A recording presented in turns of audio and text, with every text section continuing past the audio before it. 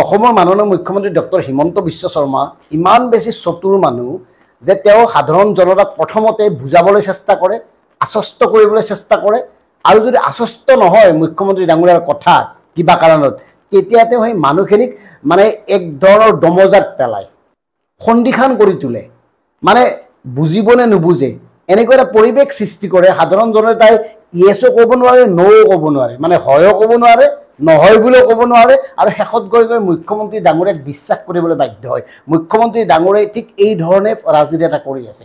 বিশেষকৈ কিৰেণ ৰিজিজু, কেন্দ্ৰীয় মন্ত্ৰী কিৰেণ ৰিজিজুৱে সংবাদ মাধ্যম যোগে কৈছে যে অৰুণাচলত থকা চাকমা হাজং যি শৰণাৰ্থী আছে সেইসকলক অসমত সংস্থাপিত কৰাৰ কাৰণে মাননীয় মুখ্যমন্ত্ৰী ডক্টৰ হিমন্ত বিশ্ব শৰ্মাৰ লগত আলোচনা কৰিছে, আৰু কেন্দ্ৰীয় গৃহমন্ত্ৰী অমিত শ্বাহেও এক নিৰ্দেশনা দিছে অসমৰ মুখ্যমন্ত্ৰীক যে অৰুণাচলে আৰু এই বজাৰ নলয়, অৰুণাচলে এই চাকমা হাজঙক থাকিব নিদিয়ে, তেওঁলোকে থাকিব দিয়াত অসুবিধা আছে, গতিকে তেওঁলোকক সংস্থাপিত কৰাৰ বাবে অসমত ঠাই নিৰ্বাচন কৰিবৰ কাৰণে মুখ্যমন্ত্ৰী ডাঙৰীয়াৰ লগত আলোচনা কৰি থকা হৈছে। কমেও 5 লাখ হাজং চাকমা লোকক অসমত পুনৰ সংস্থাপন দিয়াৰ কাৰণে এই চিন্তা কৰা হৈছে, আৰু ইতিমধ্যে এই বিষয়ে অসমৰ লগত আলোচনা হৈছে। আৰু তাৰ পিছত অসমৰ মাননীয় মুখ্যমন্ত্ৰী ডাঙৰীয়াই কি ক'লে, মাননীয় মুখ্যমন্ত্ৰী ডাঙৰীয়াই কি কৈছে যে কিৰেণ ৰিজিজুৱে কি কৈছে তেওঁ স্পষ্ট নহয়, এই বিষয়ে তেওঁৰ লগত আলোচনা হোৱা নাই, হয়তো কিৰেণ ৰিজিজুৱে কিবা বেলেগ কথা ক'ব লাগিছিল, এই কথাখিনি কৈছে, এনেকুৱা কথা হ'ব পাৰে নেকি। আনকি তেওঁ এই পৰ্যন্ত কৈছে, এই কথাটো আটাইতকৈ বেছি আচৰিত হ'বলগীয়া, মানে অৰুণাচলত থকা মৰাণ মটক আহোম লোকসকলকহে অসমলৈ আনি নাগৰিকত্ব দিব। এতিয়া আমাৰ প্ৰশ্ন হ'ল, আহোম মটক এই মৰাণ এওঁলোক কিবা শৰণাৰ্থী নেকি? এওঁলোক ভাৰতীয় নাগৰিক নহয় নেকি? এওঁলোকে এতিয়াও নাগৰিকত্ব পোৱা নাই নেকি? এওঁলোক যদি অৰুণাচলত আছে, অসমত আনি কি আৰু বেলেগকৈ নাগৰিকত্ব দিব? মানে কনফিউজনটো চাওকচোন, তেওঁ নিজেও কনফিউজ আৰু বেলেগকো কনফিউজ কৰে। এতিয়া কথাটো একদম চিম্পুল কথা, মানে কাখন গৃহীত হোৱাৰ পিছত, কাৰ্যকৰী হোৱাৰ পিছত যে অসমখন যে শৰণাৰ্থীৰ মানে ডাষ্টবিনত পৰিণত হৈছে, এই কথাটো ক'বলগীয়া নাই। অসমত যে সকলোবোৰ বিদেশী নাগৰিকক সংস্থাপন কৰিব খোজা হৈছে, এই কথাটো ক'বলগীয়া নাই। গতিকে অৰুণাচলৰ কেন্দ্ৰীয় মন্ত্ৰী কিৰেণ ৰিজিজুৱে জাতীয় স্বাৰ্থত, তেওঁলোকৰ অৰুণাচলৰ স্বাৰ্থত তেওঁলোকে স্পষ্টভাৱে কৈছে যে তেওঁলোকে হাজং চাকমাক ৰাখিব নোৱাৰে, তেওঁলোকে অসমত ঠাই দিব খুজিছে, আৰু এই সম্পৰ্কে কেন্দ্ৰীয় গৃহমন্ত্ৰীয়ে নিৰ্দেশ দিয়া বুলিও কৈছে। আৰু তাৰপিছত আমাৰ মুখ্যমন্ত্ৰীয়ে কি কৰিব লাগিছিল, আমাৰ মুখ্যমন্ত্ৰীয়ে এজন অসমীয়া মুখ্যমন্ত্ৰী হোৱা হ'লে কিৰেণ ৰিজিজুক প্ৰত্যাহ্বান জনাব লাগিছিল। কিৰেণ ৰিজিজুৱে কৰা বক্তব্যৰ কাৰণে তেওঁক ক্ষমা খুজিবলৈ বাধ্য কৰাব লাগিছিল। কিৰেণ ৰিজিজুৱে কোৱা কথাটো যদি তেওঁ মিছা কথা কৈছে, তেওঁক উভতি ধৰিব লাগিছিল, আৰু কিৰেণ ৰিজিজুৱে যদি সঁচা কথা কৈছে তেতিয়াহ'লে সেই কথাটো তেওঁ প্ৰত্যাহ্বান জনাব পাৰিব লাগিছিল। কিন্তু আমাৰ কি, প্ৰত্যেকেই জানে অমিত শ্বাহে যদি কিবা এটা কথা কয় তেওঁ না কৰিব নোৱাৰে। অসমৰ মুখ্যমন্ত্ৰী ডাঙৰীয়াই অমিত শ্বাহে কোৱা কোনো এটা কথাই না কৰিব নোৱাৰে। তেওঁ কেনেবাকৈ হ'লেও এই চাকমা হাজং লোকখিনিক অসমক সংস্থাপিত কৰিব, আৰু অসমত সংস্থাপিত কৰাৰ কাৰণে আটাইতকৈ প্ৰভাৱান্বিত হ'ব উজনি অঞ্চল। আৰু উজনি অসমত এই চাকমা আৰু হাজঙক সংস্থাপিত কৰিলে তেওঁলোকৰ জনগাঁথনিয়ে সম্পূৰ্ণ সলনি হৈ যাব। গতিকে উজনি অসমৰ জাতীয় দল সংগঠনসমূহে এই ক্ষেত্ৰত অধিক নজৰ দিয়া উচিত। মুখ্যমন্ত্ৰী ডাঙৰীয়াই এই যিটো স্পৰ্শকাতৰ বিষয়, আৰু এই বিষয়টোক তল পেলাবৰ কাৰণে তেওঁ কি ক'লে, আৰবান নক্সালৰ লগত তুলনা কৰিলে হীৰেণ গোহাঁই ছাৰক। হীৰেণ গোহাঁই হেনো আৰবান নক্সাল, এনেকুৱা এটা কথা কৈছে, যি কথাক লৈ অসমৰ বৌদ্ধিক জগতখন ব্যস্ত হৈ পৰক, আৰু তেওঁলোকে যাতে এই বিষয়ে কোনো মন কাণ নিদিয়ে, তেওঁলোকে যাতে এই বিষয়ে কোনো চৰ্চা নকৰে, আৰু সেইবাবে ইচ্ছাকৃতভাৱে উদ্দেশ্যপ্ৰণোদিতভাৱে মুখ্যমন্ত্ৰী ডাঙৰীয়াই ডক্টৰ হীৰেণ গোহাঁই ছাৰক আৰবান নক্সালৰ লগত তুলনা কৰি এটা বিতৰ্ক সৃষ্টি কৰিছে।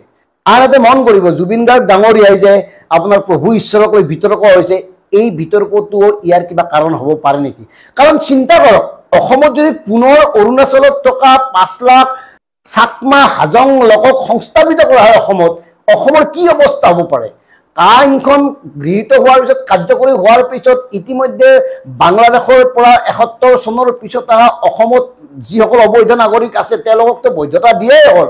ইয়াৰ পিছতো লাখ লাখ বিদেশীৰ দায়িত্ব মূৰ পাতি লোৱা অসমে কিদৰে, কেনেকৈ, কাৰ স্বাৰ্থত পুনৰ এই ধৰণৰ শৰণাৰ্থীৰ দায়িত্ব বা বজা ল'ব, আৰু লোৱা উচিত নে?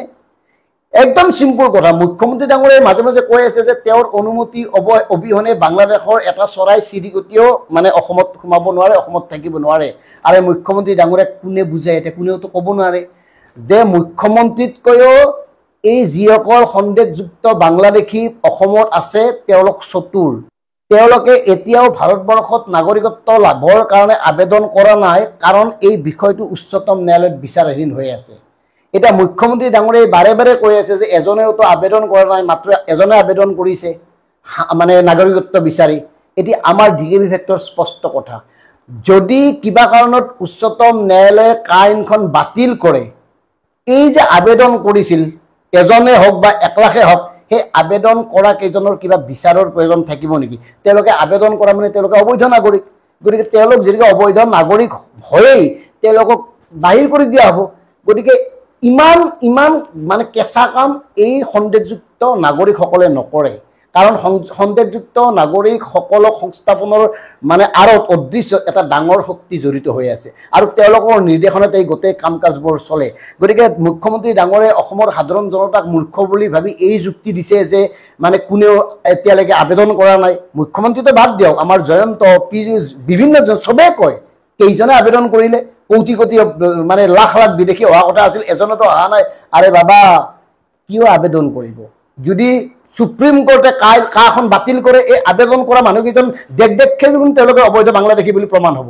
গতিকে এই চালেবাৰে কোবোৱা কথাবোৰ সাধাৰণ জনতাৰ মাজত সিঁচি দি তেওঁলোকক ব্যস্ত ৰাখিছে, আৰু তেওঁলোকে নিজে নিজৰ অংক মানে ব্যস্ত আছে। নিজৰ ৰাজনৈতিক বিচাৰধাৰা, ৰাজনৈতিক চিন্তা চৰ্চাৰে ৰাজনৈতিকভাৱে তেওঁলোকে আগবাঢ়ি গৈ আছে আৰু সাধাৰণ জনতাক ব্যৱহাৰ কৰি আছে। এতিয়া ডিকেবি ফেক্টৰৰ স্পষ্ট কথা, এই যে হীৰেণ গোহাঁই আৰবান নক্সাল, আনহাতে চাকমা হাজং, আনহাতে প্ৰভু ঈশ্বৰ, এই বিতৰ্কবোৰত আটাইতকৈ গুৰুত্বপূৰ্ণ বিতৰ্ক কোনটো? আটাইতকৈ প্ৰয়োজনীয় বিতৰ্ক কোনটো? আটাইতকৈ প্ৰয়োজনীয় বিষয় কোনটো? অসমৰ জাতীয় জীৱনক জকাৰি যাব পৰা বিষয় কোনটো? হাজং আৰু চাকমা। 5 লাখ হাজং আৰু চাকমাক ইতিমধ্যে কিৰেণ ৰিজিজুৱে অসমত ঠাই দিবৰ কাৰণে কৈছে, কেন্দ্ৰীয় গৃহমন্ত্ৰীয়ে কৈছে। এই বিষয়টোৰ চৰ্চা নাই, চৰ্চা হৈ আছে প্ৰভু ঈশ্বৰ, চৰ্চা হৈ আছে হীৰেণ গোহাঁই আৰবান নক্সাল, এই বিষয়বোৰ চৰ্চা হৈছে। গতিকে এই মূল বিষয়টো এনেকৈ গাপ দিবৰ কাৰণে, মূল বিষয়টোৰ পৰা সাধাৰণ জনতাৰ দৃষ্টি অন্যফালে নিয়াৰ কাৰণে এই ধৰণৰ বিতৰ্ক বৰ সৃষ্টি হয় মাজে সময়ে। আৰু এই বিতৰ্ক কোনে কৰে, কাৰ নিৰ্দেশত কৰে, অসমৰ সাধাৰণ জনতাই অলপমান মন কাণ দিয়ক, নজৰ দিয়ক, গম পাব। কাৰণ এনেকুৱা বিতৰ্কত ৰাখি তেওঁলোকে আচল অংকবোৰ কৰি দিয়ে। গতিকে চিন্তা কৰক, কাখন কাৰ্যকৰী হোৱাৰ পিছত অসমৰ অৱস্থা কি হ'বলৈ গৈ আছে। অনাগত সময়ত কাৰ ভয়াৱহতা সম্পৰ্কে আমি তথ্য সমৃদ্ধ প্ৰতিবেদন প্ৰস্তুত কৰি আপোনালোকৰ মাজলৈ লৈ আহিম। ধন্যবাদ।